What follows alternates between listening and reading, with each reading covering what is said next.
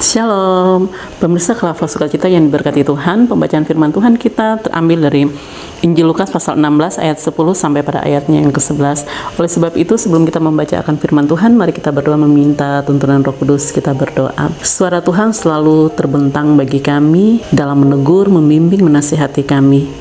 Berikanlah hati kami untuk selalu terbuka, menerima Engkau masuk dalam kehidupan kami, supaya kami tidak tersesat, tetapi kami selalu diselamatkan lewat siaran channel Kelapa Sukacita dengan taburan firman Tuhan yang selalu kami dengar. Maka hamba yang Allah percayakan, hikmat Tuhan menyertai hamba, dan mari Bapa berfirmanlah kepada kami lewat hamba-Mu ini, karena kami sekalian telah siap untuk mau menyambut firman-Mu. Amin. Pembacaan firman Tuhan terambil dari Injil Lukas pasal 16 ayat 10 dan ayatnya yang ke-11 mengatakan kepada kita, barang siapa setia dalam perkara-perkara kecil, ia setia juga dalam perkara-perkara besar. Dan barang siapa tidak benar dalam perkara-perkara kecil, ia tidak benar juga dalam perkara-perkara besar. Jadi jikalau kamu tidak setia dalam hal mamon yang tidak jujur, siapakah yang akan mempercayakan kepadamu harta yang sesungguhnya? Demikian sabda kebenaran firman Tuhan. Pada pembacaan firman Tuhan diberikan tema kepada kita, kepercayaan yang diberikan untuk dijalankan. Kepercayaan yang diberikan untuk dijalankan. Pemirsa yang diberkati Tuhan, setiap manusia memiliki tugas dan tanggung jawab serta fungsinya yang masing-masing kerjakan di mana saja ia berada. Setiap tugas dan tanggung jawab yang ia harus kerjakan itu diberikan kepercayaan oleh setiap pemimpinnya di mana ia berada pada setiap instansi-instansi maupun juga dalam sebuah perusahaan dan di mana saja dia berada. Bahkan ketika dia pun juga memiliki suatu usaha secara kepribadian, ia juga harus bekerja atas apa yang harus ia rancangkan dan ia lakukan. Itu juga merupakan suatu kepercayaan yang Tuhan berikan dalam kehidupan kita, sebagaimana yang akan kita mendapati pekerjaan itu diberikan juga lewat sesama kita. Apabila kita umat-umat dapat menunjukkan skill kita, maka disitulah kita akan diberikan kepercayaan hal-hal yang terkecil. Apabila kita lakukan, maka kita akan diberikan kepercayaan yang besar. Berbicara tentang kepercayaan, ada dua bentuk.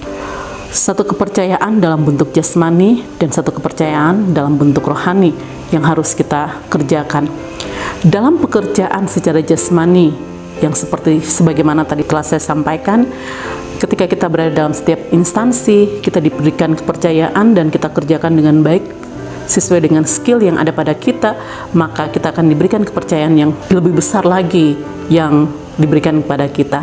Semua kepercayaan itu di dalamnya ada, kita akan berjumpa dengan berbicara dan kita akan masuk ada dalam satu pengaturan tentang hal uang. Uang itu adalah akar dari segala kejahatan.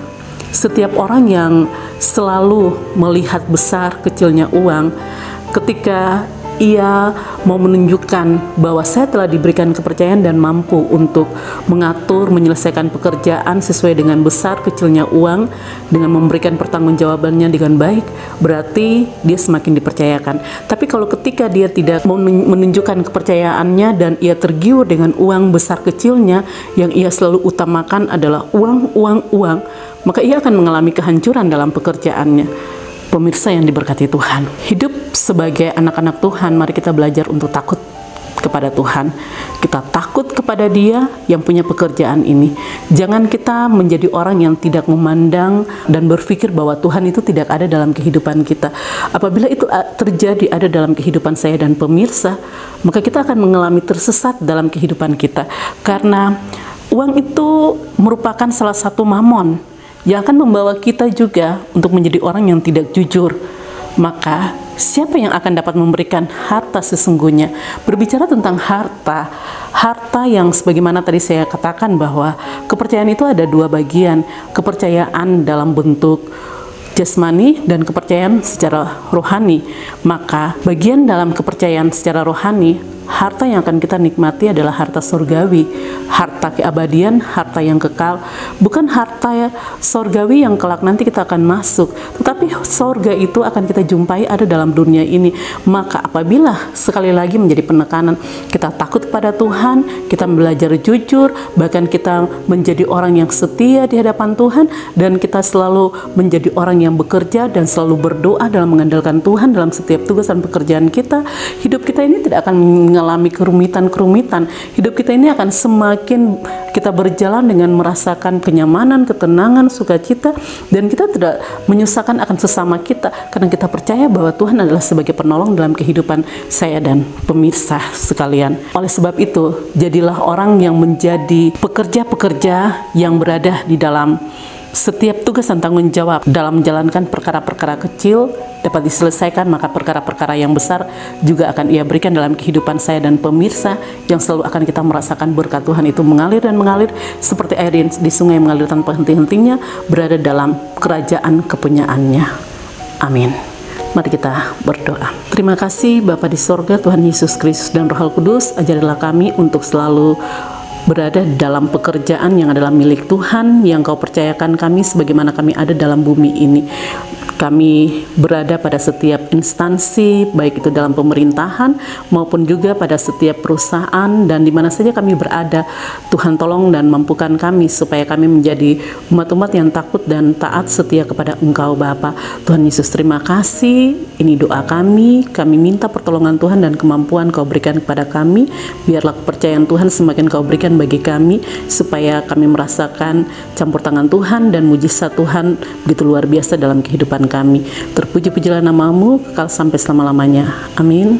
Shalom. Tuhan Yesus memberkati.